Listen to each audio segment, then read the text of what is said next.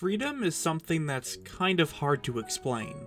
I'm not necessarily talking about the concept of it, as it's pretty self-explanatory, but there are so many ways to make a game feel free, that making a video discussing them all would be next to impossible. Even games that follow a linear structure may be executed in a way where it doesn't feel linear. Or it could be obvious that a game has a point A to B structure, but those tiniest design choices remind you that you still have some control over the experience. Point is, there are a lot of ways to add freedom to your game, from including open worlds, to having multiple ways to solve a particular puzzle, or even have the story itself change according to certain decisions you make. Or let's say, and I'm only spitballing here, allow the player to make their way to the final boss right after completing the tutorial? But is that going too far? Can you have too much freedom in a game to the point where it takes away the overall experience? That's what we'll look at in today's episode of the documentary of Breath of the Wild.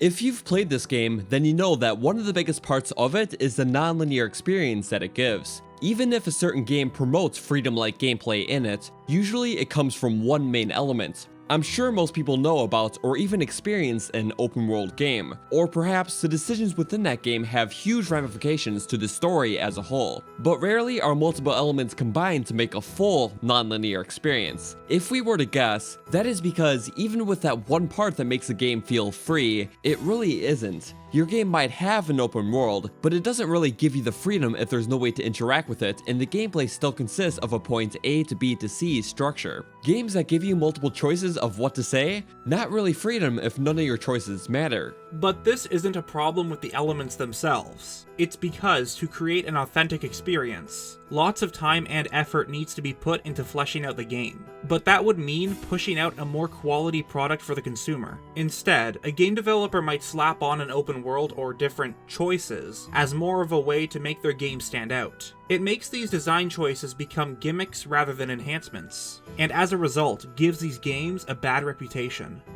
But not The Legend of Zelda Breath of the Wild.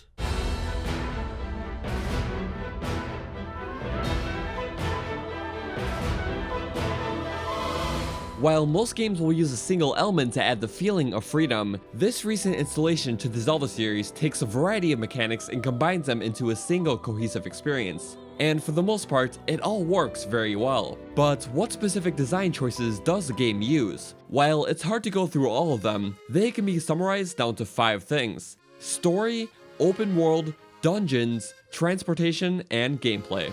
The story is something that one would typically create before anything else of the game. It is used as a foundation since it greatly affects things such as the characters and locations. But this also leads to a linear experience, as stories are meant to be told in a chronological order. But in Nintendo's most recent Zelda game, the central focus doesn't seem to be on the narrative, but rather the open world. In this case, the story was not the foundation, but a small piece of the overall experience. But is it a good experience? Technicality-wise, the story of Breath of the Wild works rather well. As one would expect, the flow of the narrative depends solely on the player, as their decisions affect the overall experience. The thought of going to the final boss within the first few hours of gameplay might sound crazy, but it works with the tools given to you. Before you leave the plateau to start the real adventure, everything you need to know about the narrative is outlined in the 7-minute cutscene. You are given enough information to understand the overall goal of the game, while leaving with a desire to know more. And you can learn more, but only if you want to.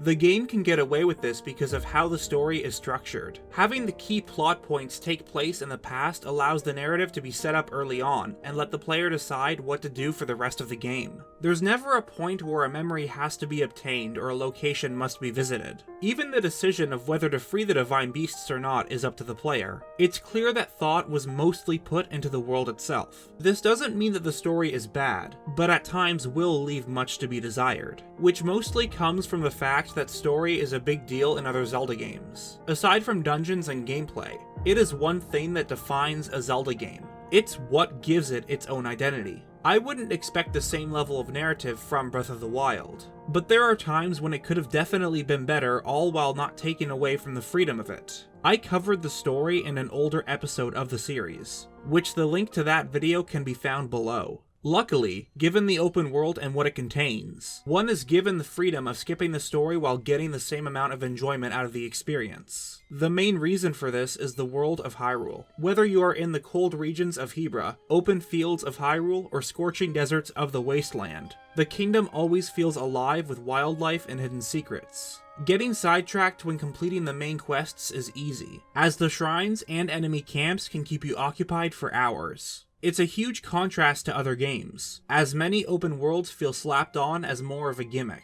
It gives off the impression of freedom, only until you explore the world and find out nothing can be done with it. Breath of the Wild fixes this through its interaction with the world and its elements. This is achieved with simple game mechanics that, when added together, creates an infinite amount of possibilities of world interaction. If the player finds a campfire, they can use the flames to not only pass time but cook food, or even light explosives to eliminate enemy bases. Weapons are not limited to fighting, as they can be used to chop down trees or mine the ore deposits for materials such as amber or diamonds. Speaking of material, the amount of items you get from the world is plentiful. Each material has its own purpose, whether it be an ingredient for food, used for better weapons, or material for upgrading your armor. Enemies will drop their own items, but that also applies to the wildlife within the different regions. Or you can spend the day collecting plants and other vegetation to use as food for specific stat boosts. You aren't the only one exploring though, as you'll occasionally run into another traveler, some that are friendly and others who are your enemy. And when you follow these people, you may run into the occasional stable, or even a settlement. There are shops and other facilities that can be used, and may be exclusive to that specific town or city. While there aren't as many populated areas as there were before, each location is full of life and has its own identity. The world is so big that hours can be spent exploring a single region, and you still won't be able to find every nook and cranny that it has to offer. The world itself is beautiful with vibrant colors and breathtaking landscapes, but this will all be talked about more for another day. But this freedom isn't only used for the open world aspect, as the dungeons have also been built around a non-linear structure. While there is a choice in whether you want to complete the Divine Beasts or not, how you actually solve the puzzles within them is not bound to any one answer. Each of the 4 main dungeons has a central chamber structure, where the player can navigate freely without restriction. The old traditions of locked doors and backtracking have gone away, which can be both a blessing and a curse. On the bright side, each dungeon can be manipulated in its own way, which gives the player more control. This has been done before, one example being the Stone Tower Temple from Majora's Mask. However, since the Divine Beast's interiors are adjusted in real time, the player is free to walk around as the dungeon changes. This allows people to use their creativity when solving puzzles, creating a slightly different experience every time. However, there are many things that can take away the desire to replay this portion of the game. The gimmick of controlling each Divine Beast's interior can get old fast, and the repeated aesthetics of the dungeons leaves much to be desired.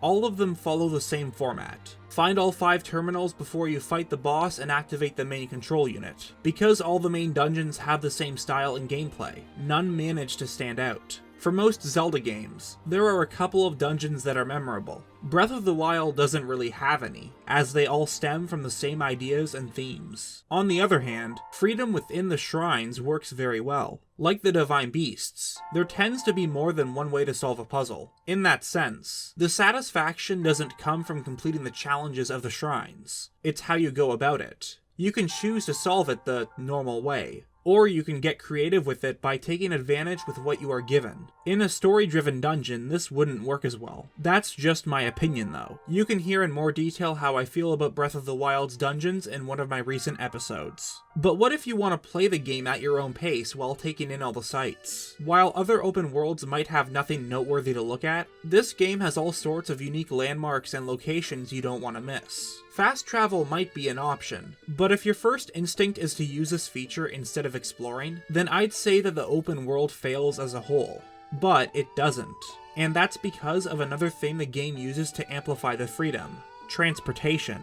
It might sound a bit strange to give this its own separate category, but after thinking hard about it, this plays a big factor in the exploration of Hyrule. The biggest problem about other open world games is the fact that there isn't much of a need not to fast travel. Mainly because, as stated previously, While the worlds are big, they can also be bland. There's a lot to look at, but nothing to do. But that's not the only problem, as a limit of transportation options can result in more restrictions. The moment a player feels that restriction is when the feeling of freedom goes away. A game might have specific landmarks that can only be accessed through specific paths, which creates a linear experience. There might be different choices for transportation, but unless each one has its pros and cons, what's the point of having that variety? In Breath of the Wild's case, there's walking, running, climbing, paragliding, riding on a horse or any other animal, and even riding on a motorcycle. It works very well because each one has its benefits that the other ones might not have. If there's a cliff that's too steep to walk up, just climb it. Do you have to traverse across a huge chasm? Try paragliding over it. Horses are a great option since you can register them and they are useful for general navigation. Or if you want something a bit faster, maybe try the Master Cycle Zero. It might need to be filled up with fuel, but it can be used in areas that horses can't go. Or instead of cryonicing your way to that island, why not just use a raft? There is never a point where the player feels limited on how they can travel. There is no correct way, and it creates a different experience for everyone playing it. Gameplay is the last important part of creating a non-linear experience. Creating a game that is fun to play is already difficult, but adding freedom to it can make it even harder. Breath of the Wild does this very well, but it's because of something that was touched on in the tutorial episode.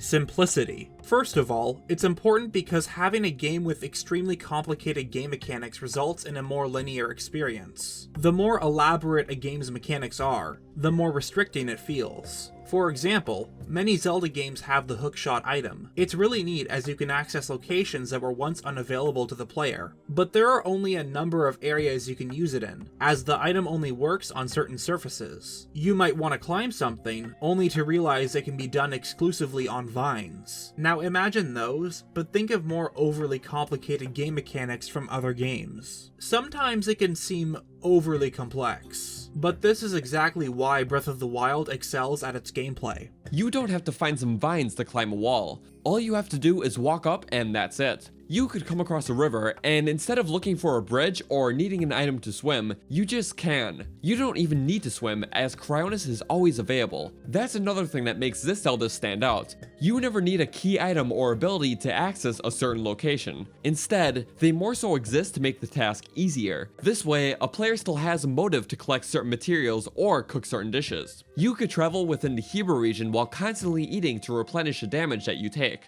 but it would be easier to either make a cold resistant dish or to buy some armor. Oh yeah, and armor exists in this game. A lot of armor, whether it be in fighting or faster traveling. Also, the Master Sword is a thing, but you never need it to beat the game. But even the smaller things, such as the ability to remove the heads-up display, can help with the freedom of the game. Having a map in the bottom right that constantly tells you where you're supposed to go next while you are off on your own exploring can at times get annoying. There is so much to see that it really isn't necessary. You never feel like you have to progress the plot, and that just shows how well crafted the world is. I did use the map for my first playthrough as I was trying to find all the shrines, but from my second playthrough on, it stayed off. Partially because the recorded footage looks cleaner, but also due to the fact that I just want to take in my surroundings when I'm playing. I'm sure that many people turned off the display the moment they first booted up the game. And you know what?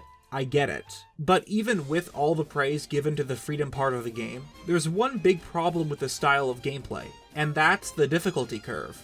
Once you spend a bit of time collecting new materials and gear, it becomes very easy. Unfortunately, that is something you have to take in any game with freedom. Some games might adjust the difficulty based on your current progress, but even that can have problems. Even when I did my second playthrough of Breath of the Wild, the difficulty was gone. A part of that will always be due to playing better, something that any game would have a problem with, but also because I had the knowledge of where the best weapons were and what the best dishes are. Forget hunting for meat, I'll just farm up a ton of hardy durians in Faron. Master Mode unfortunately wasn't the solution to this problem. The Great Plateau is the only difficult part, but once you get off, the game plays out the same way. Though with all of that said, one of the best parts of Breath of the Wild is still the freedom. Ever since day one, this game has impressed players with how different it is compared to other games in the series. Having a game with an unlimited amount of possibilities and different experiences for different people is an example of how much time and effort that went into building this world. But whether that freedom stays for future games or becomes a one-time thing for Breath of the Wild, I guess we will just have to wait and see.